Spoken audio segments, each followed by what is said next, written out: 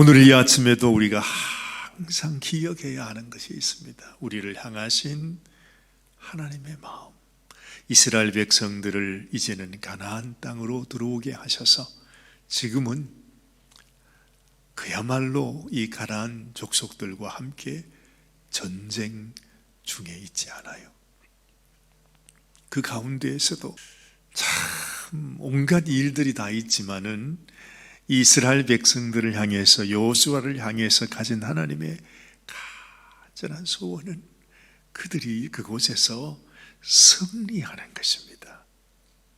하나님께서 우리에게 말씀을 주시고 우리에게 온갖 일들을 다 겪게 하시지만은 하나님의 마음은 한 가지밖에 없어요.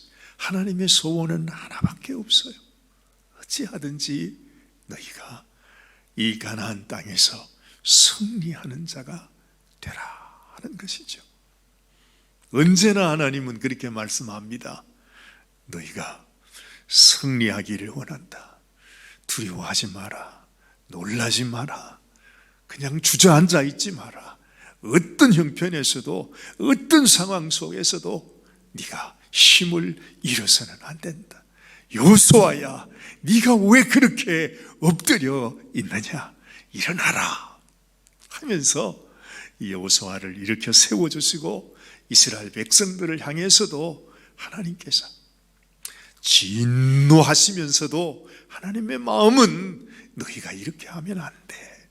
너희가 이런 죄악 가운데 머물러 있으면 안 돼. 이것은 내가 너희에게 명한 나의 말씀이 아니었어. 너희는 죄악 가운데 빠지지 말고 승리하는 자가 되어서 이 가나안 땅을, 내가 준 이 땅을 너희가 완전히 정복하기를 원한다. 하나님께서 그 말씀을 하고 계신 것입니다. 우리가 신앙생활을 해가면서 넘어질 때가 있습니다. 그렇습니다. 누구나 다 그렇습니다. 여러분도 그럴 것이고 저 역시 그렇습니다. 오히려 더 하나님 앞에 너무 연약하고 정말 너무 쓰러지기 잘하고 하나님 앞에 부끄러운 것이 너무 많은 것이 오히려 저의 마음입니다. 늘 아침마다 하나님 앞에 기도하지만 마음속에 늘 저의 마음을 붙들고 있는, 저의 마음을 사슬로 묶고 있는 것이 있다면 여전히 나의 마음 속에, 나의 삶 속에 하나님 앞에 정결함으로, 거룩함으로 나가지 못하고 우리에게는 여전히 죄가 있어요. 그렇잖아요. 우리 사도 바울도 그러잖아요. 얼마나 괴로웠으면, 얼마나 아무도 사도 바울을 향해서 당신이 죄를 지었다고, 죄인이라고 말하는 사람 아무도 없었어요. 근데 사도 바울 스스로 자기가 자기 마음을 살펴볼 때에 하나님 앞에 승리하는 삶을 못 사는 것입니다. 그래서 오라, 이 사망의 몸에서 누가 나를 건져내겠느냐. 우리 인간의 힘으로는 안 돼요. 안 돼요. 우리가 거룩하게 살아야 되고 우리가 하나님 앞에 정결한 마음을 가지고 살아야 되는 것을 알면 알수록 그렇게 안 되잖아요. 그래서 괴로운 거죠. 그래서 오늘 이 아침에도 하나님, 내가 주님 앞에 더 거룩함을 사모하면서 주님이 기뻐하시는 그런 마음으로 주님 앞에 나가기를 원합니다 하는 그런 간절한 소원이 있지요. 늘 넘어지지만 특별히 말이죠, 가장 마음에 괴로울 때가 언제인 줄 아십니까?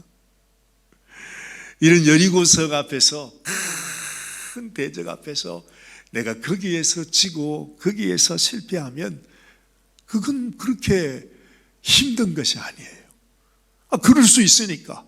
아니, 내가 저 엄청난 여리고성에서 한번 실패한다는 건 그건 지극히 당연하다고 볼 수 있지 않습니까? 그런데 아무것도 아닌데, 정말 아무것도 아닌데, 저건 그냥 가기만 하면은 정복하는 땅인데, 그 아이성 앞에서 이스라엘 백성들이 너무너무 부끄러움을 당합니다. 정말 얼마나 자존심이 상하겠어요.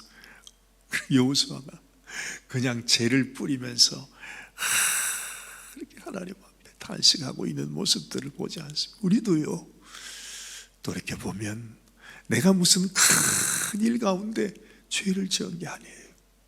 아무도 나에게 당신 죄를 지었어, 당신 또 졌어, 실패했어 말하는 사람 아무도 없어요. 그런데 우리는 알잖아요. 내 마음속에 아직까지 여전히 죄악된 모습, 죄악된 마음, 이런 것들이 남아있어서 참 너무 악하구나. 이 세상에서 가장 죄인 중에 괴수가 다른 사람이 아니고 바로 나 자신이구나 하는 것을 하나님 앞에 고백할 수밖에 없는 것입니다. 이스라엘 백성들이 지금 그렇게 넘어져 있는 거예요. 여호수아가 그렇게 좌절해 있는 거예요. 진짜 이럴 줄 알았으면 내가 가나안 땅으로 들어오지 말 건데 왜 요단강을 건너가지고 가나안 서쪽에 와서 이 전쟁을 하냐 이 말이죠. 여호수아가 어제 그 얘기를 했습니다. 너무너무 안타까워서 여호수아가 그렇게 하나님 앞에 탄식을 했는데 하나님께서 그 이스라엘 백성들을 그리고 그 범죄한 아간을 하나님이 징계하시면서도 하나님의 마음은 사실은 그래요. 하나님의 마음은 내가 이렇게 너희를 징계하고 내가 이렇게 너희를 보라는 것은 너희를 승리하게 하기 위함이다. 너희를 이기게 하기 위함이다. 이 세상 죄악에서 아무리 넘어지고 쓰러지니 있더라도 다시 일어나서 너는 이길 수 있어. 너는 극복할 수 있어. 너는 이 땅을 정복할 수 있어. 힘을 내라고 지금 그 말씀을 여기서 하고 있지 않습니까? 긴 말씀이지만 하나님의 마음은 한 가지예요. 오늘 처음에 하나님께서 이렇게 말씀하시는 대로 여호와께서 여호수아에게 이르시되 두려워하지 말라, 놀라지 말라. 군사를 다 거느리고 일어나 아이로 올라가라. 보라, 내가 아이 왕과 그의 백성과 그의 성읍과 그의 땅을 다 네 손에 넘겨주었으니 너는 여리고와 그 왕에게 행한 것 같이 아이와 그 왕에게 행하되 오직 거기서 탈취한 물건과 가축은 스스로 가지라 하면서 하나님께서 여호수아에게 네가 어떻게 싸워야 하는지 아주 구체적으로 말씀을 해주시는 것을 보는 것입니다. 이 세상에서 가장 무서운 적은 두려움이라 했습니다. 여리고 성이 두려운 것이 아니라 아이 성이 두려운 것이 아니라 이 세상에 어떤 원수가 두려운 것이 아니라 이 세상에 가장 무서운 적은 내 속에 있는 두려움, 내 속에 있는 죄책감, 내 속에 있는 무기력. 나는 안 돼, 아무리 해도 안 돼. 그냥 내 마음 속에 그렇게 스스로 생각해버리는 이게 가장 무서운 죄악입니다. 그래서 하나님은 여호수아를 아니다, 여호수아야, 내가 너와 함께 할 테니까, 내가 가르쳐 줄 테니까 너는 내가 하는 말대로 저 아이성을 정복해라 하면서 여호수아를 일으켜 주신 하나님을 우리가 보게 되는 것입니다.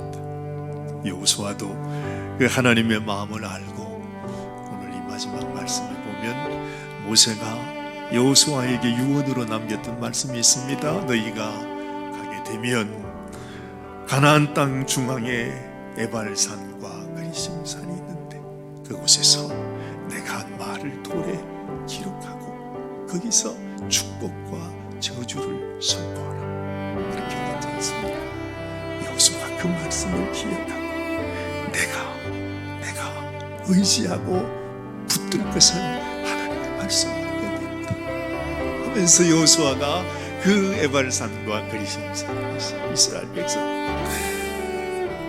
하나님의 말씀을 선포하면서 네가 이렇게 순종하면 축복이 임할 것이고 순종하지 아니하면 저주가 임할 것이다. 그 저주의 말씀까지 하나하나 빠뜨리지 아니하고 주의 말씀을 선포하였다. 지금 그 말씀을 하는 것입니다. 기억해야 합니다.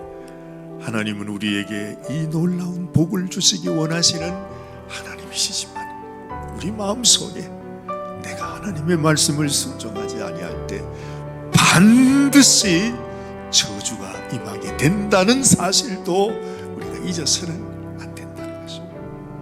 왜 저주를 생각합니까? 오직 하나님께서 주실 약속을 바라보면서 내가 순종함으로 나아가는 주님의 용서가 되게 하여 주옵소서.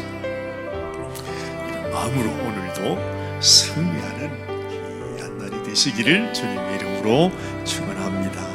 같이 기도하십시다. 하나님 감사합니다. 참 전쟁의 이야기입니다. 하나님 무섭기도 하고 두렵기도 하고 정말 우리가 살아가는 이 인생 우리의 삶이 이와 같은 전쟁터입니다. 죽이고 죽여야 하고 아니면 내가 죽어야 하는 이 전쟁터를 하나님께서 우리들에게 보여주시고 또한 하나님이 친히 어떻게 싸워야 할 것인지를 말씀해 주시면서 반드시 너희는 승리할지어다. 두려워하지 말라. 놀라지 말라. 뒤로 물러서지 말라. 오직 나의 의인은 믿음으로 말미암아 살리라 하시는 하나님의 말씀.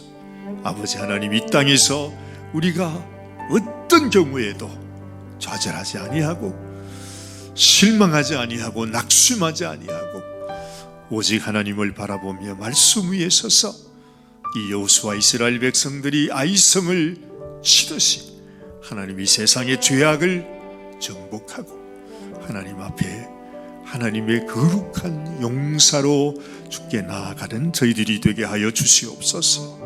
오늘도 우리와 함께 하시는 주님 앞에 감사와 영광을 올려드리옵고 우리 주님 예수님 귀하신 이름 의지하여 간절히 기도드리옵나이다.